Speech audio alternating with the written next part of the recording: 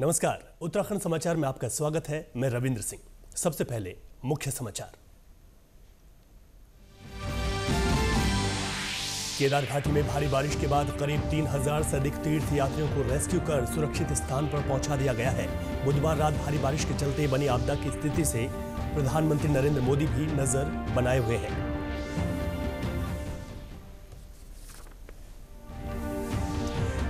प्रदेश की सड़कों को 30 अक्टूबर तक गड्ढा मुक्त कर दिया जाएगा। मुख्यमंत्री पुष्कर सिंह धामी ने लोक निर्माण विभाग की समीक्षा बैठक में दिए निर्देश।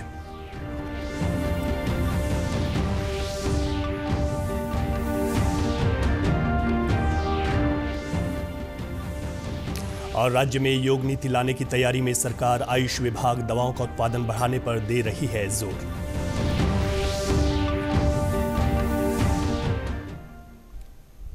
और अब समाचार विस्तार से। केदार घाटी में भारी बारिश के बाद करीब 3000 से अधिक तीर्थयात्रियों को रेस्क्यू कर सुरक्षित स्थान पर पहुंचा दिया गया है। बुधवार रात भारी बारिश के चलते बनी आपदा से स्थिति पर प्रधानमंत्री नरेंद्र मोदी भी नजर बनाए हुए हैं। गुरुवार को प्रधानमंत्री कार्यालय ने हालात की जानकारी ली है। साथ ही रेस्क्यू अभियान के लिए एयरफोर्स का चिनूक Mi-17 विमान भी भेजा गया। मुख्यमंत्री पुष्कर सिंह धामी ने अनुरोध पर पीएमओ ने जरूरी सहायता उपलब्ध कराने का आश्वासन दिया। उधर केंद्रीय गृह एवं सहकारिता मंत्री अमित शाह ने भी फोन पर मुख्यमंत्री पुष्कर सिंह धामी से प्रदेश के विभिन्न स्थानों पर आई आपदा की जानकारी ली।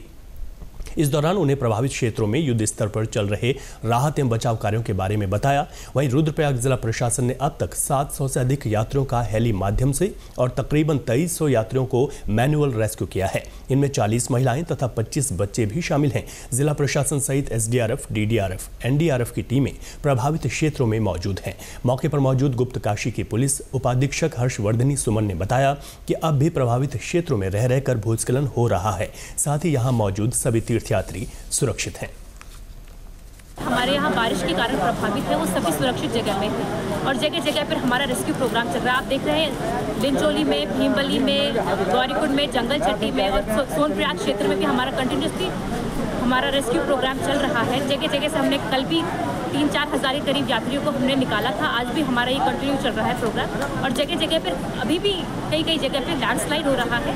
पर हमारे सभी यात्री जो है सुरक्षित स्थानों में हैं, उनको फूड पैकेट्स आदि प्रोवाइड कराए जा रहे हैं। तो मैं आप सभी से अनुरोध करूंगी कि अगर आपके कोई परिचित जो आपसे जिनसे आप कांटेक्ट नहीं कर पा रहे, उनका जो आप नंबर, नाम हमारे डिस्ट्रिक्ट कंट्रोल को नोट करवाइए। हमारा जो आकस्मिक हमने जो इमरजेंसी नंबर दिया है उसमें अपना डिटेल शेयर करें। मौजूदा स्थिति को देखते हुए अग्रिम आदेश तक केदारनाथ यात्रा रोक दी गई है। केदारनाथ में एसडीआरएफ रेस्क्यू अभियान चला रही है। सोनप्रयाग गौरीकुंड पहाड़ी मार्ग में मलबा और बोल्डर गिरने से आवाजाही प्रभावित है। रेस्क्यू के लिए राज्य आपदा प्रतिवादन बल यानी एसडीआरएफ ड्रोन का इस्तेमाल कर रही है। एसडीआरएफ कमांडेंट मणिकांत मिश्रा ने बताया कि ड्रोन के माध्यम से आगे की कार्ययोजना तैयार की गई है ताकि रेस्क्यू अभियान को और अधिक प्रभावी तरीके से चलाया जा सके। एसडीआरएफ कमांडेंट ने बताया कि अगस्त्यमुनि और रतुड़ा क्षेत्र से मौके पर पहुंची 2 बैकअप टीमों को सर्च और रेस्क्यू अभियान तेज करने के आदेश दिए गए हैं। लिंचौली और केदारनाथ हेलीपैड पर तैनात 4 एसडीआरएफ टीमों को यात्रियों की सुरक्षा सुनिश्चित करने की जिम्मेदारी सौंपी गई है। वायुसेना का Mi-17 और चिनूक विमान गौचर हेलीपैड पर हैं, लेकिन सूचना मिलने तक खराब मौसम के चलते उड़ान नहीं भर पा रहे थे।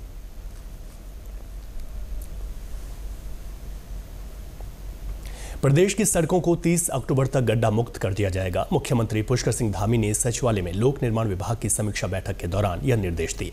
उन्होंने कहा कि इस संबंध में टेंडर प्रक्रिया पूरी कर मानसून के बाद 30 सितंबर से निर्माण कार्यों में तेजी लाई जाए। मुख्यमंत्री ने निर्माण कार्यों में गुणवत्ता पर विशेष ध्यान देने तथा आपदा के दौरान बंद हो रही सड़कों को जल्द से जल्द मरम्मत के निर्देश दिए हैं। उन्होंने सड़क मरम्मत के लिए अधिकृत जेसीबी पर जीपीएस व्यवस्था को प्रभावी बनाने तथा पर्वतीय क्षेत्रों में सड़कों के किनारे क्रैश बैरियर के साथ पेड़ लगाने को भी कहा है। बैठक में मुख्यमंत्री ने सड़क निर्माण से जुड़े ठेकेदारों के लंबित बिलों का जल्द से जल्द भुगतान करने के भी निर्देश दिए हैं। उन्होंने पीएमजीएसवाई की सड़कों की मरम्मत में आ रही कठिनाइयों को दूर करने के लिए इसकी स्पष्ट गाइडलाइन तैयार करने को भी कहा है। आज सावन महीने की शिवरात्रि है। आज सुबह से ही श्रद्धालु शिव मंदिरों में जलाभिषेक कर रहे हैं। जलाभिषेक के लिए कांवड़ियों की खातिर मंदिरों में अलग से व्यवस्थाएं बनाई गई हैं। कांवड़ मेले के दौरान करोड़ों की संख्या में कांवड़िए हरिद्वार पहुंचकर गंगा जल लेकर अपने गंतव्य की ओर रवाना हुए। हरिद्वार के एसएसपी परवेंद्र डोभाल ने कहा कि पुलिस प्रशासन ने कांवड़ियों की सुविधा के लिए सभी जरूरी व्यवस्थाएं की हैं।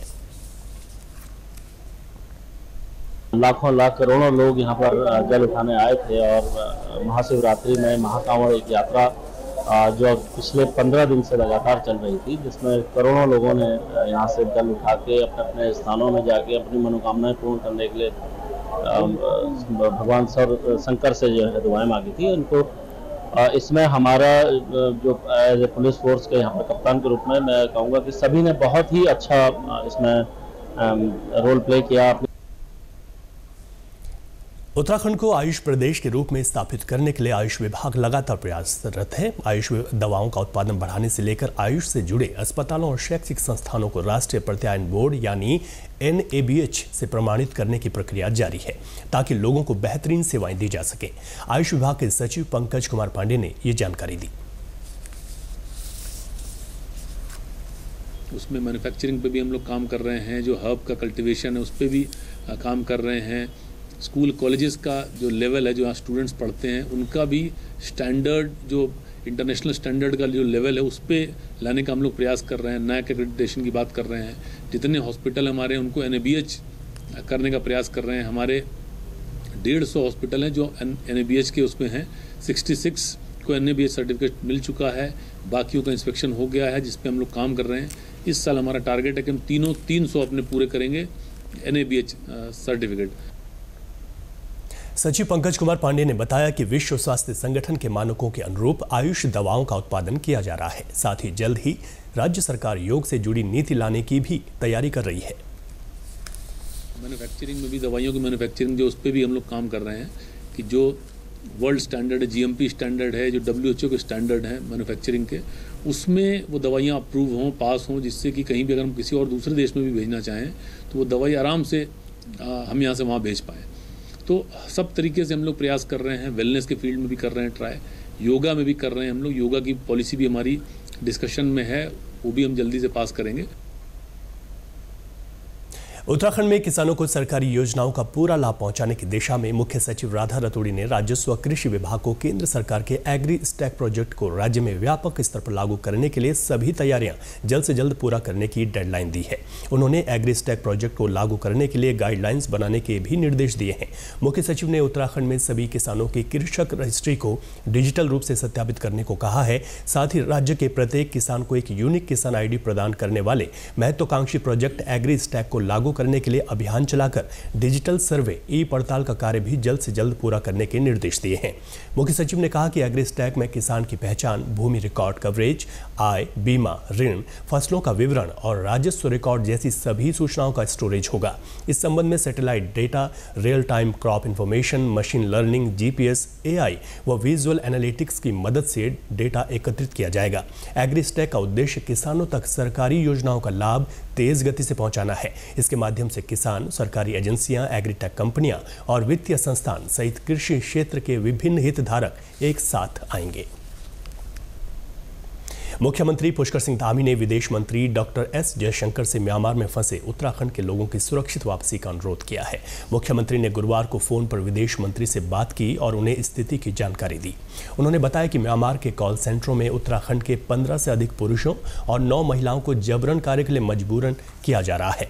उन्होंने कहा कि इस स्थिति से पीड़ितों के परिजन परेशानी और मानसिक पीड़ा से गुजर रहे हैं। इस संबंध में एक प्रतिष्ठित राष्ट्रीय अखबार में खबर प्रकाशित हुई थी। इसी का संज्ञान लेते हुए मुख्यमंत्री धामी ने विदेश मंत्री से उत्तराखंड के नागरिकों की सुरक्षित घर वापसी की अपेक्षा की है। ओलंपिक में आज बैडमिंटन खिलाड़ी लक्ष्य सेन का मुकाबला चीनी ताइपे के चाओ टिएन से होगा। लक्ष्य सेन ने कल भारत के ही HS प्रणय को हराकर क्वार्टर फाइनल में प्रवेश किया था। इसके अलावा उत्तराखंड की अंकिता ध्यानी भी आज 5000 मीटर की दौड़ में भागीदारी करेंगे। इसी के साथ अभी तक के समाचार समाप्त हुए। दूरदर्शन समाचारों से जुड़े रहें। मिलते हैं फिर शाम 5 बजे के बुलेटिन में। नमस्कार।